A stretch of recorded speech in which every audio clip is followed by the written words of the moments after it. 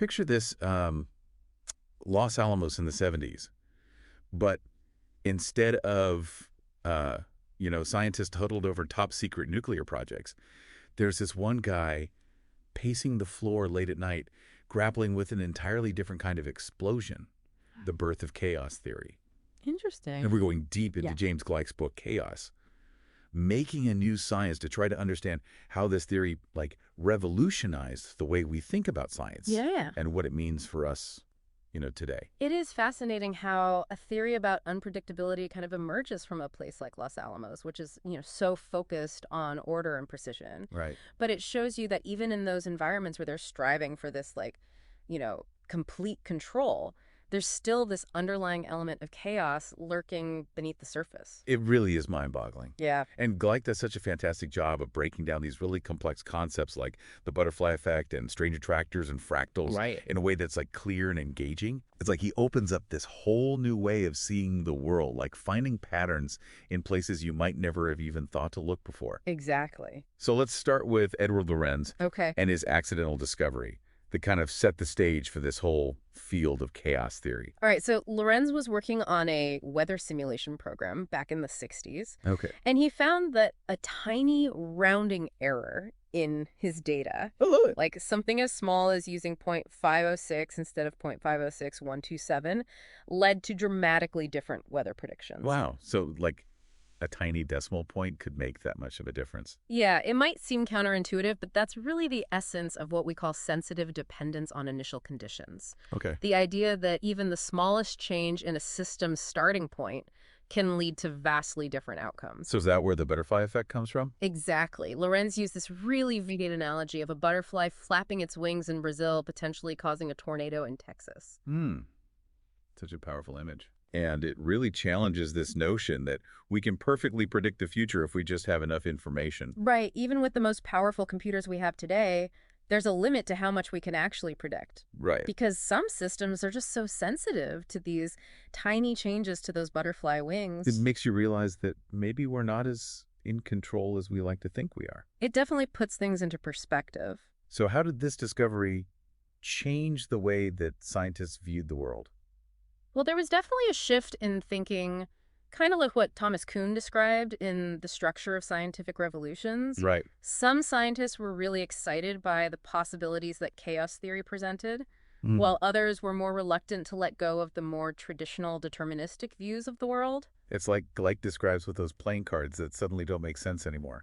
You're forced to reevaluate everything you thought you knew. And then you have Benoit Mandelbrot, who looks at what others might dismiss as randomness and sees something completely different.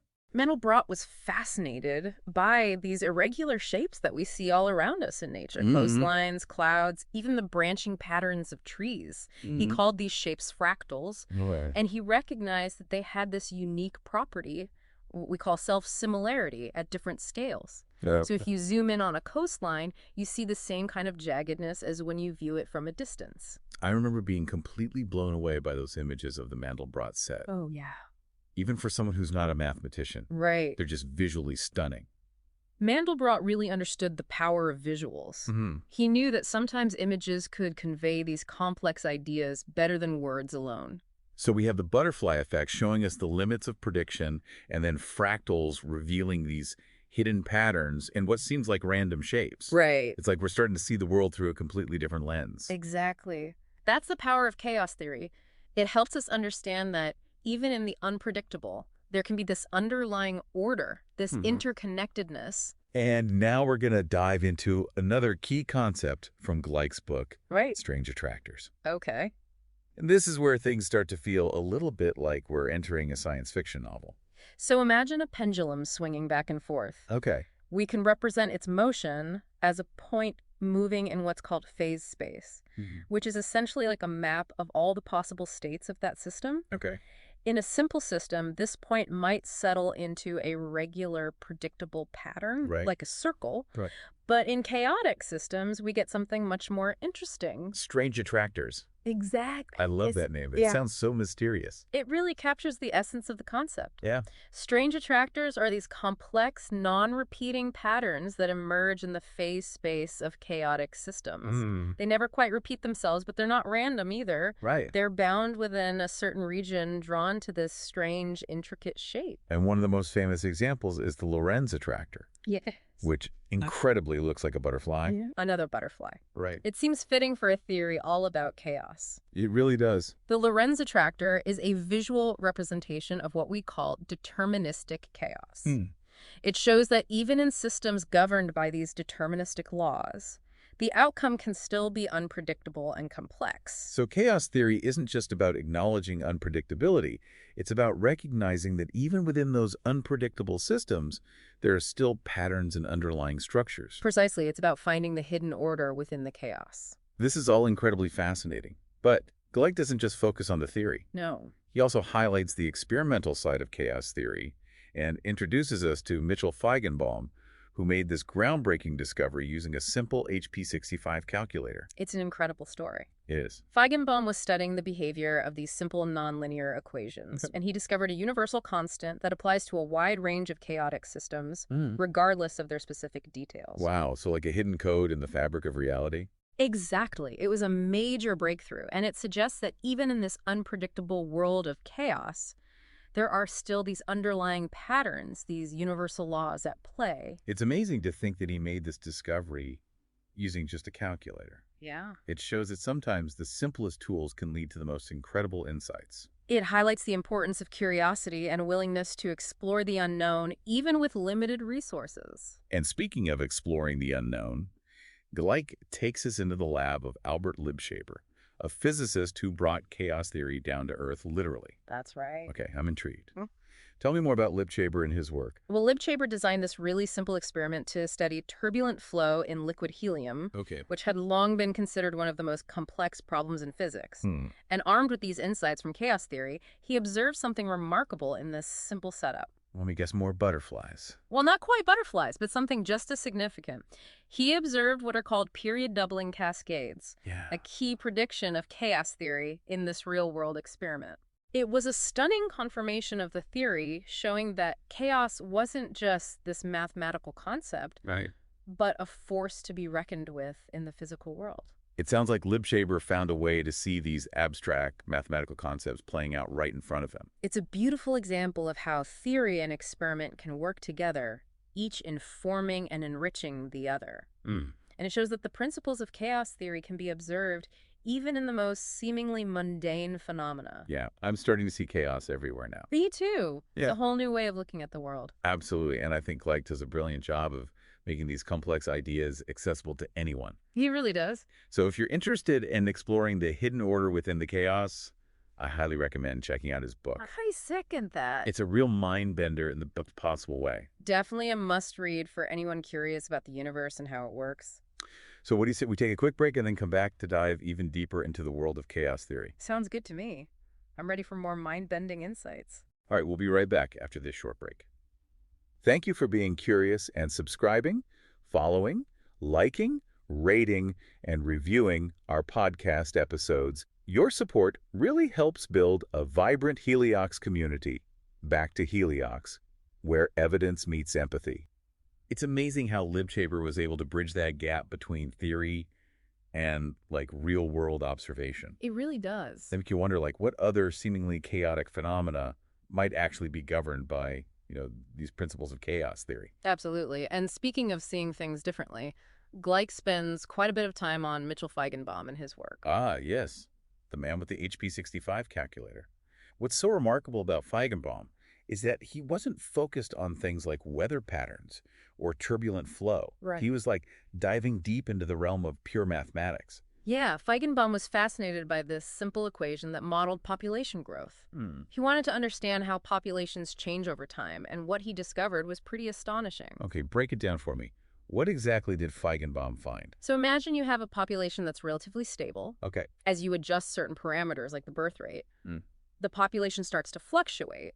But it doesn't just fluctuate randomly. It oscillates between two values. Increase the birth rate a bit more, and it starts oscillating between 4 values, then 8, 16, and so on. So a doubling pattern emerges as you tweak these parameters. Right. But where does the chaos come in? That's the fascinating part. Eventually, as you keep increasing the birth rate, this doubling cascade reaches a point where the population fluctuations become completely chaotic. It's no longer predictable. And this is where Feigenbaum's discovery of a universal constant comes in, right? Exactly. He found that this pattern of period doubling wasn't just specific to population growth. He found that the rate at which these period doublings occur is the same for a wide range of seemingly unrelated systems. It's a universal constant hidden within the chaos.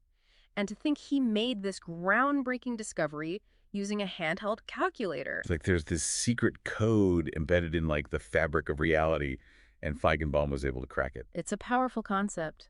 And it makes you wonder if this universal constant applies to so many different systems, what other hidden patterns might be out there waiting to be discovered.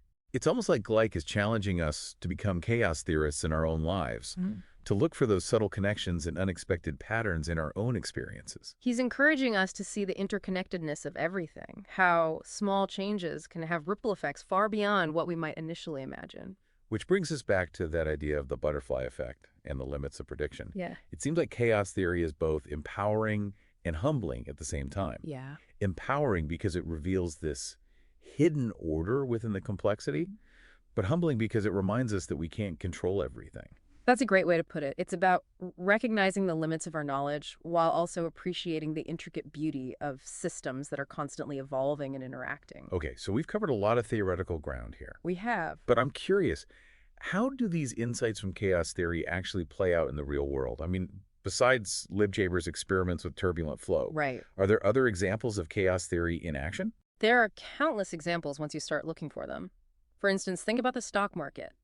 Small changes in investor sentiment or economic news can trigger these huge fluctuations in stock prices. It's a classic example of sensitive dependence on initial conditions. So those day traders glued to their screens trying to predict the market's every move. Yeah. Are they fighting a losing battle? Chaos theory suggests that perfect prediction in such a complex system is impossible. There are simply too many variables at play. So it's not about abandoning prediction altogether, Right. but rather about recognizing its limitations. Exactly. We need to acknowledge the inherent unpredictability of complex systems while still trying to make sense of them. Exactly. And that's where tools from chaos theory can be incredibly useful. They can help us identify patterns, understand how small changes can cascade into larger effects, and ultimately make more informed decisions. It's like that old saying, for want of a nail, the shoe was lost. For want of a shoe, the horse was lost. And for want of a horse, the rider was lost. It highlights how a seemingly insignificant event can set off this chain reaction with far-reaching consequences. That's a perfect illustration of the butterfly effect in action. And chaos theory gives us a framework for understanding those chain reactions, for seeing the interconnectedness of events that might otherwise appear random. This has been a mind-expanding deep dive into chaos theory. It has. But before we wrap things up, I'm curious about one more thing. Gleick often talks about the beauty and wonder of chaos. He does. How do you personally connect with that aspect of the theory? For me, the beauty of chaos lies in its ability to challenge our assumptions about how the world works. It reminds us that there's always more to learn, more to discover, even in the most familiar phenomena. And it makes you appreciate the inherent complexity and interconnectedness of life, right? It does. It's not just about finding order in chaos. It's about embracing the chaos itself. Precisely. And I think that's a powerful message that transcends the realm of science. It's a message that can inform the way we live our lives, the choices we make, and the way we interact with the world around us. Well said. I think that's a perfect note to end on. I agree. Thanks for joining us on this deep dive into the heart of chaos. We'll see you next time. Yeah, it's like chaos theory gives us permission to kind of let go of this illusion of control. Right. And embrace the unpredictable nature of life, you know? Yeah. It's a reminder that sometimes the most unexpected turns can lead to like the most amazing discoveries. Exactly. And that's kind of what makes life so fascinating, right? The fact that we never really know what's going to happen next. Absolutely. It's about finding that balance between, understanding the patterns and embracing the mystery. And Gleick, he leaves us with this really powerful question at the end of the book.